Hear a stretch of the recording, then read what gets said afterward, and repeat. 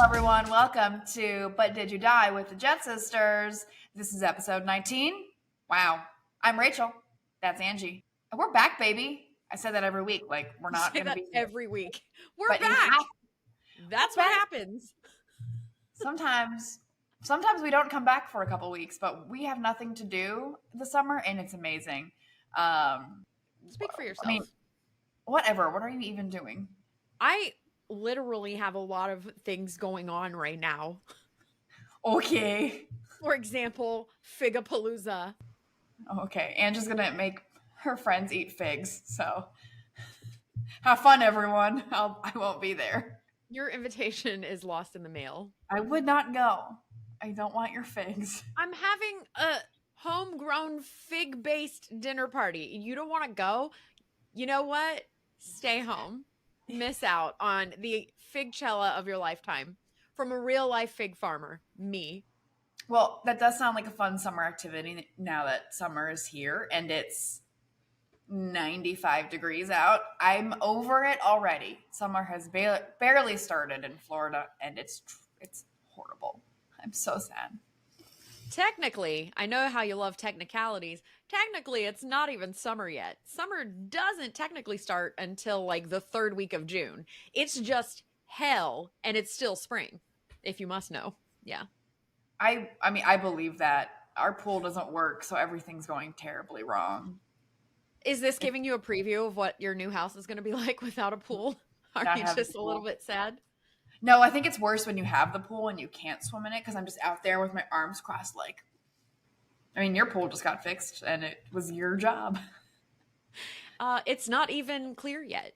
You know, it goes a little bit green and then it takes so long to get it back to whatever. It's still kind of like cloudy and blue. I don't care. I don't care. I'll swim in it green. I'll swim in it cloudy and blue. It's too hot not to. Of course, it's like 97 degrees in the water now. So happy Florida. Hey, thanks for sharing our podcast, everyone. People are listening, and that's exciting, and we love it. And it's especially exciting because, you know, Google and AI are stealing everyone's content. So they haven't figured out podcasts yet or videos. Google is training its AI to take all of the correct information from people's blogs. So somebody like me who's been blogging for 18 years, putting up helpful first-person travel content for all this time, Google is going and combining it all. And so if you say you type in things to do in Stockholm, they just steal all my answers, put it on their page, never send anybody to my page. And so then I'm homeless and Google is richer. Like, what? Yeah, there should probably be a lawsuit. I'll probably be 85 years old before I get, you know, my class action $11 from the lawsuit. But yeah, to that point, please listen to our podcast. Please continue sharing it and telling people because we have very hungry children. You're definitely in a worse boat than I am since I have a job. You have a job, but Google is stealing your work, which is rude. You know, Google's like whole deal used to be like do no evil. I feel like that was the top of, maybe that was Apple. It was Apple or Google, and they took it out. They like quietly removed it from their, you know, their mission statement, and then they were like, do all the evil. Yeah. No. So I mean, you're gonna do some evil. We've actually changed our mind and we are gonna do evil. It is pretty terrible. I'd say it's probably as bleak as it's been as a blogger in my career as a blogger from the beginning of it to now. So will be interesting to see where it goes. Sorry, everybody. In other news, should we get to travel news? Sure. Let's do it. Turbulence in the skies. I'm sure everybody heard about this severe turbulence on a Singapore Airlines flight where one person died and close to 100 people were hospitalized. It was a London to Singapore flight. They had to divert to Bangkok. It was so bad. The plane dropped 1,000 feet or something in moments. It dropped a lot and abruptly. It wasn't like it was bumpy, and everybody put their seatbelt on. It was like fine, and then everybody unbelted hit the ceiling. Did you see the graph of like it was turbulent and then like up and down hugely? And planes aren't supposed to do that. It's supposed to give you peace of mind that planes cannot have that drastic of turbulence. But this one did, and there's like an investigation now why it was so intense. Yeah, and the guy that died, we should mention, didn't die from the turbulence, had a heart condition, probably. Probably would have been fine if there wasn't turbulence, but that happened. And then everybody that was injured was unbuckled, walking around, was a flight attendant. You can see parts of the roofs are missing and all the masks fell. And I don't want to ever have that happen. Ugh. We've talked about turbulence a lot because Pilot Nick, our, amazing resource for everything travel, he was telling us that really turbulence is not a big deal. Planes are built to withstand quite a lot of getting tossed around in the air, and like cargo planes will go through turbulence and not like go around it, not go up higher, because like if you're not, basically it's passenger comfort that is the problem. It's not usually because of anything else. It's not because it's going to hurt the plane usually. So it's just about everybody not throwing up all over the plane. But this was a completely different kind of situation. And yeah, if you're going to drop thousands of feet in seconds, problems are going to come from that. So have you ever been on a flight with severe turbulence? I feel like the answer must be no for you, because if you had, you would never fly again, I bet. Yeah, there was one. It was coming back from Jordan, or maybe it was coming back from Israel with Hajj. It was scary enough to where I was like, "This is it," and like, this is it. Like, I'm never traveling again. no, like, well, we're gonna die because. But honestly, like, it was probably like this amount of bumpy, and I'm like, nope, Yeah. that's it. We're done for. Yeah, I mean, I hate flying, and I don't know why we fly so much. Literally, my whole job is flying. Well, and they say it's the safest form of transportation. And I say, no, I don't agree. Listen to this statistic. So between 2009 and 2022, 163 people were injured seriously enough during turbulence events to require hospital treatment. Okay. That's according to the NTSB. And most of them were flight attendants. Look, that's 13 years, 163 injuries worldwide because of turbulence. Injury because of turbulence is so, so, so rare. It really is so rare. That's fine. It's so safe. That's fine. What were the death numbers? 0. No, in 13 years there have been no plane crashes. That's not turbulence. People don't. No, I don't care about turbulence. Tell me about crashing planes. Yeah, we're not talking about crashing planes. We're only talking about turbulence. Oh, okay. No, yeah, that's what I'm saying. I'd rather not die. The turbulence is not going to be your problem. Airplanes are crazy, man. We got to figure out a travel news that's not about airplanes. And next week, that's going to be the goal. I'm going to write it down. No more wire hangers. Sorry, airplanes. Okay, Psycho. All right, moving on. This is a very exciting topic. I'm excited to talk about this. It's good. It's not bad. It's actually amazing. It's actually one of the best trips we've had ever. It was a great trip. And we are talking, of course, about our few days in Stockholm, Sweden. Woo! Yes, we just got back. We spent Tuesday through Sunday. Mm-hmm. And of course, we talked last week about the Taylor Swift concert. That's why we were there, for tourism. If you want to know more about Taylor Swift and all those things, that is last week. This week, we are talking things to do in Stockholm and how hard it is to get there. Yeah, getting there was more of a pain than I thought it. What? What? How am I a professional? I'm keeping that in for sure. I'm a professional.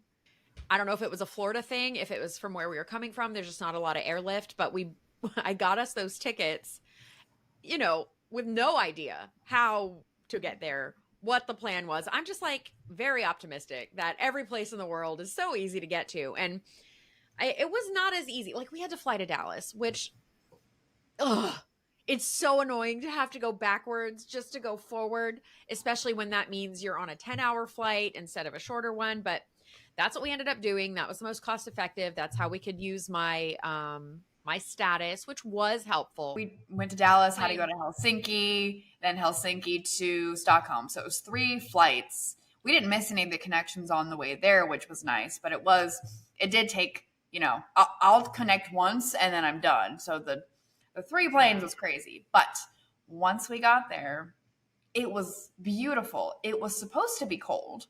But as we flew over, the temperature changed, thanks global warming, and it was 73 degrees. It was nice. It was like perfect walk everywhere weather, perfect open top bus tour weather. We just had the best time, and everybody was happy. I don't know if everybody was happy because it was like the week that they thawed and everybody came out of seasonal depression. That's what it felt like. It felt like people were just frolicking around, kicking up their heels, and just having the best time. Everybody was so friendly. Yes, I've said this 100 times, is that we didn't have a single negative interaction. Not one rude person, not one creepy man, not one aggressive street performer, like literally nothing. Everybody was just a vibe, like a chill vibe. So before we get into activities, Ange, can you paint a picture for our listeners? Where is Sweden? Because you think of Sweden, you think, yeah, Europe, somewhere over there. Where in Europe? Yeah, so Sweden is in Scandinavia. It's those 3 finger long countries that are like reaching up to the Arctic down toward Central Europe. But you've got one of them over here. Norway. Wait, which? You've got Norway, you've got Finland, Sweden, and then you've got Finland. Yeah, we're opposite, looking at each other oppositely. So yeah, Norway, Sweden, then Finland. And yeah, like if you went all the way up to the north of them, you're like way north. You're like Arctic Circle, Northern Lights, all that. But you come all the way down to the southernmost part and you get to Stockholm, which these 3 countries, and I think maybe Denmark and maybe another one, are considered Scandinavia, and they're just kind of their own little deal. They're like the UK, UK's got all its little things. Scandinavia, that's the vibe. And so they're just Scandinavia. And the surveys all say that they're the happiest countries in the world. And you know why? I mean, I don't, but the fact that the sun didn't set until 10 p.m., so nice. That was cool. It rose at 4 a.m. and then sets at 10. So you're walking around at 9:30, like, well, we've done everything we need to do, but do you go to bed because the sun's out? Yeah. No, that was not. Is that the northernmost you've ever been on the globe? Yes. You too? I think it might be equal to somewhere I was in Alaska, maybe, but and maybe Canada. I don't know. Yeah. I didn't actually look, but yeah. So pretty far north. Pretty far. Things to do in Stockholm. Every time I go to a new place, and Ange, I think this is true for you as well, is we do the hop on, hop off bus tour. Here's why. Yes, it's touristy. You get 24 or 48 hours of transportation to all of the hot spots that you want to see anyway. And then you get all of the history of the town in your headphones. So in 2 days, you have learned everything, you have seen everything, and hopefully you've visited those places. So what was different about this one is I didn't learn a ton from the bus tour. Yeah. The one thing I learned was, hey, someone bombed us one time. We don't know who it was, and we turned it into a swimming pool. I think they knew who it was, but it was like a wayward bomb and it didn't kill anybody. So they were like, meh, okay. That is what I learned. Literally, I remember hearing over and over again that we've been at peace for 200 years. I remember hearing that so much. And interesting fun fact, but also like what else is going on here? So yeah, it wasn't my favorite bus tour ever, but it did the job of giving us the lay of the land, showing us where everything was, which was basically that everything's pretty walkable and we'll just walk it the rest of the time. But we did kind of get out into some further spots that we wouldn't have wanted to walk, just to see like the cruise port. We went all the way over there. And as part of our ticket, there was a boat tour. which was called like the Under the Bridges Mm-hmm. tour. And you're in these kind of like low flat boats and you cruise all around. You go through this lock from the sea to the lake, and it was fine. I don't know that I would do that again. I'd probably do the archipelago tour Mm-hmm. where you go into further out islands, because this one was a little bit slow and it took 2 hours and it's not like a hop on, hop off. So maybe the archipelago one would be better, but it was nice either way because the weather was so nice, Mm-hmm. and everyone else was so nice. So yeah, we spent a whole day. We did the boat tour and then we did the bus tour, grabbed some lunch. That was our first full day. And then the second day we were there was our museum day. And we were looking online on things to do in Stockholm. And most of the things are museums. So we went to the Vasa Museum and the ABBA Museum. There's a couple more you can visit, but those were the two that we did. And the Vasa Museum, oh boy. If you thought you've ever done something embarrassing, just know no one made a museum about it. Oh, Yeah. yeah. It's a 17th century warship that sank immediately. Could you imagine? Like It you was built less than a mile from the Yeah. dock on its maiden voyage. and then it just That's sank. that's like worse than the Titanic. I mean, not like lives lost wise and financially and stuff, but I don't know, because the Titanic was literally like, hey, you can't sink our ship, and then it sank. So it might not be. yeah, that's true. That was a lot of hubris involved, which is Yeah. very embarrassing. But Um, yeah, needless to say, it stayed underwater for a couple hundred years, and then they decided to pull it up. 333 years later, they brought it out of the water. I think like more than 95% of it was saved because it was so cold. And they built a museum around it. So now you can go look at it, get all the history. They did pull up so much stuff from, the floor of the sea or whatever, and like full skeletons, outfits, sails, so much stuff that they could really recreate the whole thing. Listen, I was like, this sounds boring. Mom saw some kind of documentary or something and was like, you guys have to go to this museum. And we're like, Mom, no. And then we did. And it was a really good museum. It's very well done. Yeah, that was a cool one. And then after that, we did the ABBA Museum, which was great. ABBA. They're from Sweden. They won the Eurovision Song Contest in 1974. You're welcome, everyone. So that's just like music as we know it. It's literally everything from their life, and it takes you through their life and the bands they were in before, and then their life on tour. The day they met the other ones, the car they were driving in, so much stuff. It's overwhelming. You should have half a day to go through that if you really want to dive into everything. I think doing Vasa and then ABBA, I was like, I can't. I'm out. Yeah. But you can sing, and everyone can hear you sing, so just be aware. When they have these cute little like cabinets almost that you go in to do karaoke, but it's not loud. So you're standing outside, there's a little curtain and everybody's behind you and you're like, dancing queen. You don't want to like really belt, but it was a lovely museum. Very well done. Well thought out. I can't wait till the day I get to go through the Britney Museum or the Taylor Swift Museum in such a way when I'm old and gray and I can, live that life. But it's very cool. I didn't even know that ABBA won the Eurovision Song Contest until I saw that Will Ferrell movie. Mm-hmm. Didn't even know. Like Eurovision was not on my American Girl radar. It just wasn't for many, many years. So now I'm very excited that I do know what that is. And in fact, the most recent one took place in Sweden the week before we got there. Sweden had a time. Sweden had Eurovision and then Taylor Swift. Well, and Beyonce before Eurovision. So really? Like recently? Yeah. So that was museum day. I think that's all we did that day. We ate a lot of pasta because I wanted to eat a lot of pasta. Indeed. Also had Swedish meatballs, just like the IKEA ones. So I will say all the food we ate was incredible. mm-hmm. Stockholm has so much. It's such a cosmopolitan city.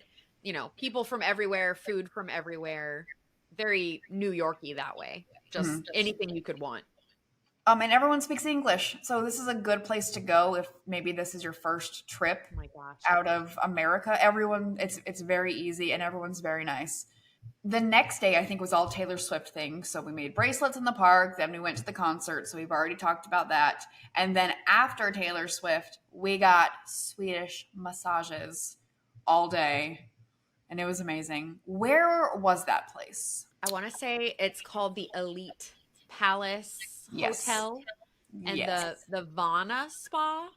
Try not to confuse it with the Vasa Museum, but I think it was the Vana Spa, and it's a day spa. So there's plunge pools and hot pools and saunas and steam rooms and all the good things. And I'm just super pumped that I got to get a Swedish massage in Sweden by a Swede. It was excellent. We were there for what, like 6 hours just. Longer than we should have been. I think longer than we paid for, and they were so nice. So those were our days in Sweden.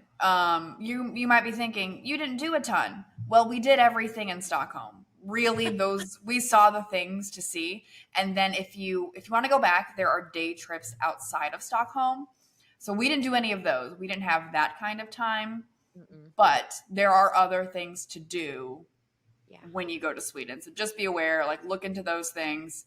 But we did. We were We did not Stockholm. trying to jam pack our days. We were trying to have a mellow trip to Europe that was reasonable, which is not what we usually do. Now we must get into the disaster, which involves us leaving Sweden. The disaster. So we had to connect from Stockholm. We connected in Madrid. Well, I didn't know this. I've connected in Madrid before, but many years ago, so I didn't remember. Madrid makes no sense. Nobody cares if you get your flight. It's almost like I think they had to decide to make you not get your flight. I don't know if they're trying to like make more money in the gift shop or what, but nobody's making their connections internationally. No, in Madrid. You get off your flight. You have to wait in a long line with everyone else getting off of their international flights to get onto a train. That train takes you to a huge line that takes you through fake immigration or customs, not even it's to get you out of Schengen. So the European countries that are in the Schengen zone, they have like a special little thing where you can transfer between them. Like when we went to Helsinki and we were just like in, right? We just got in and then we didn't have to do immigration in Stockholm because we already did it in Helsinki. Right. Whatever. But you don't even know that you have to go through that. Guess how long our connection was? That they sold us an hour, 60 minutes. There were more than 1,000 people in this line, which takes you to another line to be like, hey, you're leaving. That's great. Bye. So then you have to go through there. Luckily, I found a guy. I was like, listen, we got to connect right now. And he's like, all right, come with me. So this is after we've been in line a long time. Yeah, we were in line for a long time. Then we skipped 1,000 people in line. Literally skipped 1,000 people in line. Yeah. And then there were other people behind us on our flight. And they were like, we're going to come with you. Like, let's go. So then we do the thing. We're still running through the airport. And there are people there like, oh, are you going to Miami? Yep, it's that way. And we're like, great. Running across the airport, like far. Not a short distance. No, it's miles. We get to our gate and they're like, nah, you missed it. We had it in our heads that there were at least 20 people behind us who were getting on our flight. Literally every single person in that line of 1,000 people was flipping out because all those people were going to miss their connections. All of them, because of this ridiculous, non-logical line, train, terminal situation. Yeah. And everybody was like, I'm going to miss my flight. My flight's in 3 hours. I don't have time for this. We were like, our flight's in 4 minutes. Yeah. Do you mind? Like, could we please? And they're like, oh, you're not going anywhere. We're like, oh, yes, we are. We're going to do this. Readers, gentle readers, we did not, in fact, make our flight. We rocked up and they looked at us like, oh, you're late. Like, wow, we were 90 seconds late, 2 minutes late, maybe. And we thought for sure they would wait because you're not going to fly a half empty plane. Because 21 people did not make the flight. You wouldn't wait 10 minutes? 10 minutes. Everybody would have been there. At least half the people would have been there. No, because then that's what I'm saying. You couldn't wait 10 minutes, but then all these people then have to get in a line. Then everybody's screwed for days to come. Why? What?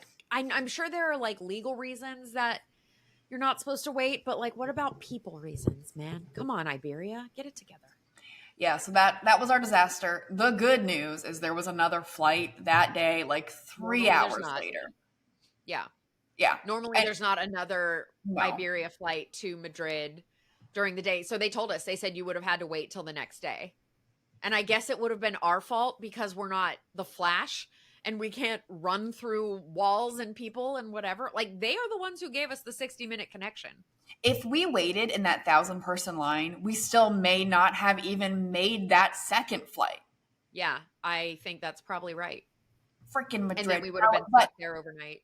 But that would have been cool. I would have preferred to be stuck there so we could have gone to Madrid. We had it in our minds that, okay, if we have to go to Madrid, we'll just take Jesse's advice and we'll eat churros and paella and we'll just lose our make it work.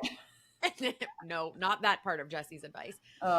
Yeah, so that was our big disaster, which still was not that big of a deal. Disaster. Yeah. Especially because I did have lounge access, being One World, whatever.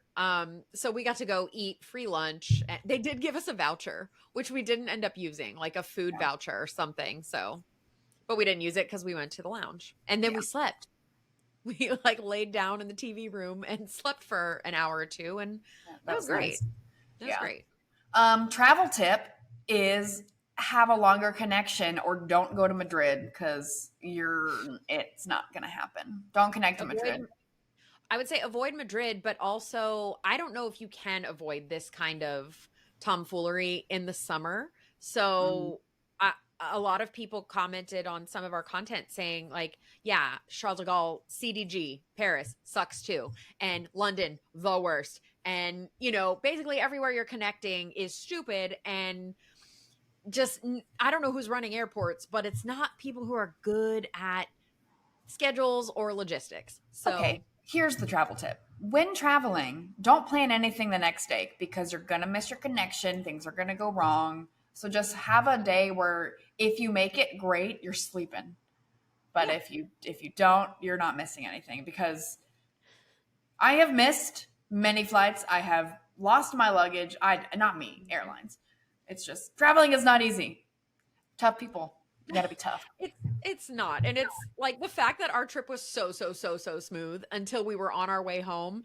We were so like, that's okay. Like, yeah, we're sweaty and we just ran through the airport, but whatever, we'll just eat churros. Like, that's the attitude you kind of have to cultivate in what looks to be the busiest travel season we've had in a long time. And there were some youths in line in the customer service line next to us, and they were flipping out because they missed the flight to Miami and I gotta go to work tomorrow and I have to do this. Like they're the Wolf of Wall Street. I'm like, calm down, Susan. It's a internship. You'll be fine. But you're so mean. The point is, I know, but the point is, give yourself a buffer day if you can.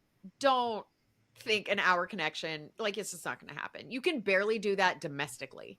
All right, what are you doing this week? Well, I'm having a party you're not invited to, so mind your Sick. beeswax. Yeah, no, it's fig season, so I'm just like cultivating my fig tree and this is boring. Give me real information. And I'm not doing anything else. Look, it's June. I have had a very busy year, as you may have heard or been a part of, and so I'm kind of chilling in June. I love it. I say that, and somebody's gonna call me tomorrow and be like, "We need you in Madrid," and I'm gonna go to Madrid. But for now, I have no intention of going anywhere or doing anything in June. Well, you're chilling and I'm buying a house because we did our inspection. Boring. And things went well. Yay! No one cares about your figs. Figs are house went well. So if all goes well, we will be moving in at the end of July. Everyone's invited to come paint our house because there's many walls.